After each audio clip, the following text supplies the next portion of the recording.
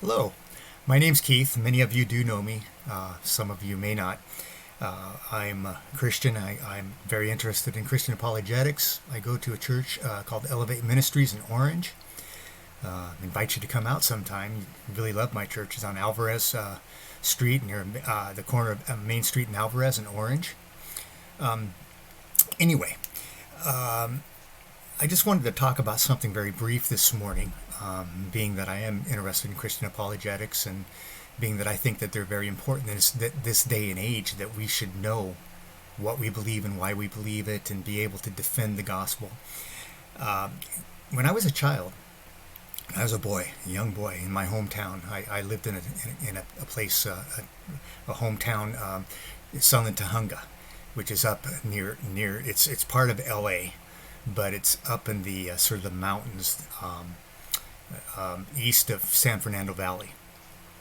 And I remember as a young boy, we had a lot of smog during the daytime in the summer, but in the winter time, sometimes the days were more clear and the night times were extremely clear. And I was fascinated with the study of astronomy. I was fascinated with the cosmos. I was fascinated with stars, the moon, the planets, the galaxies. I was fascinated with these things. I had just a hunger to know more about them. And I had a telescope.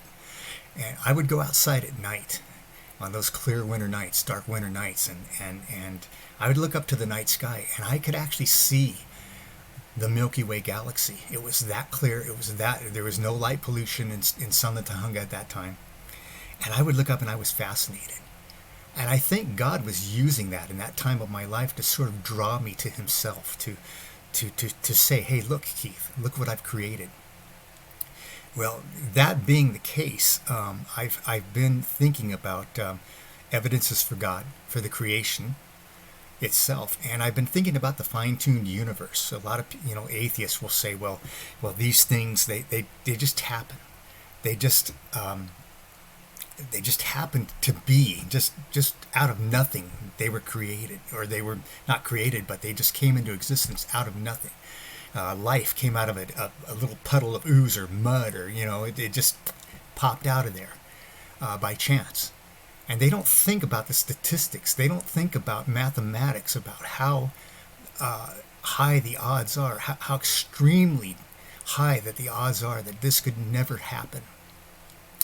I think about the fine-tuned universe. I was watching a video the other day on YouTube. It was a documentary by the History Channel. It was called "Knocked Out of Orbit," and it gave a hypothetical, a story of a massive star lining up on the opposite side of the Earth than the Sun, and causing such a gravitational pull on the Earth that it stopped the orbit of the Earth in its position, and the Earth began to fall toward the Sun.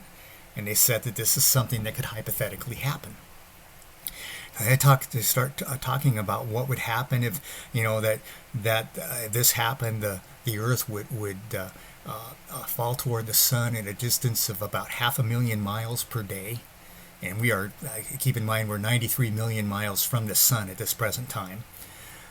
It would fall 500,000 miles per day, and they started talking about in 1 week's time, the Earth would be maybe about 7.5 million miles closer to the Sun, which is not, a big difference from that 93 million. And they said that if this were to happen, I'm looking at some notes here. This is not really scripted, but I do have some notes.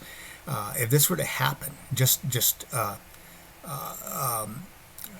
3 million miles closer, the temperatures on Earth would increase drastically. There'd be drastic heat waves. There'd be heat waves in Anchorage, Alaska. Storms would become very, very intense. At week 2, 7.5 million miles closer, or about 86,500,000 miles from the Sun, the heat would increase on average on the globe by 30%. Death by heat stroke would dramatically increase. People would just begin to die from heat. I've heard about this Goldilocks zone that I've mentioned before. This Goldilocks zone is where a planet has to be in a perfect zone for life to exist. And some astronomers, some cosmologists, some people, some scientists have said that they've given that zone a broad. I've heard people say that it could be all the way from almost Venus to Mars. That's a very loose estimate. If you look at these numbers that I just gave you from this documentary, and you look at the distance, the average mean distance of Mars from the sun is 142 million miles from the sun. The average mean distance of Venus from the sun is 67 million miles. We are 93 million miles. So you look at that, you just take that 7 million mile number and put that on our orbit, and you see how narrow that Goldilocks zone is for life to exist on this planet. I think about the mass of our Earth. How, what would happen if the Earth were larger or smaller? By just percentages, or maybe twice as small, or maybe twice as large. And I did find a documentary on that on YouTube as well. And it said that if the Earth were to become, say, twice as massive, twice as large, we would experience 2 Gs of gravity upon our bodies. Satellites would fall from orbit. We'd have difficulty moving because of that 2 Gs of gravity. We could hardly move. A mere doubling of the Earth's mass, 2 Gs, would mean the end of days on planet Earth. That was a quote from that documentary. So we see that if the Earth were 2 times as massive or half as large, or even, I believe that even a little, like just a little bit smaller, a little bit larger, that would mess with life as we know it. The moon has a purpose. Some people would look out at the moon and say, why is it there? What's its purpose? What would happen if we didn't have it? Well, if we didn't have the moon, we wouldn't have tides. So there'd be certain types of life that would be oceanic life that would be affected, that would also affect other life forms on this planet. We wouldn't have the tides. Crabs, mussels, starfish, snails rely on tides for survival. Without the coastal ecosystem, this would have a knocked-on effect of other land and sea animals and could lead to mass extinctions. That's what this documentary about the mass of the Earth, or about the moon, some videos I looked up on the moon, have talked about. It would be very dark without the moon, extremely dark. They say that without the moon, if we didn't have natural lighting, we would not be able to see our hand in front of our face. Our days would be affected, the length of our days, because the moon affects the rotation of our planet. The length of days would be 6 to 12 hours. Weather would be extremely affected. There would be very strong high winds and massive storms. The Earth's tilt would change, which would impact seasons. The orbit of the Earth would increase to over 1,000 days, which would mean our year would be impacted. The mass of the sun has to be just right for the distance of the sun to the Earth. All of these things have to come into play. I think about other planets, about Jupiter, and the massive planet Jupiter, a very beautiful planet. I was fascinated with Jupiter as a young boy. That planet itself acts as a magnet to pull in asteroids and other space debris, sort of as a magnet, as a protector of our Earth, so that asteroids will be deflected, kind of, and sent toward Jupiter. There's other things. There's something that just came to mind that I can't think of. It came into my mind. That's what happens when you get old. It came into my mind. It went right out again. What was it?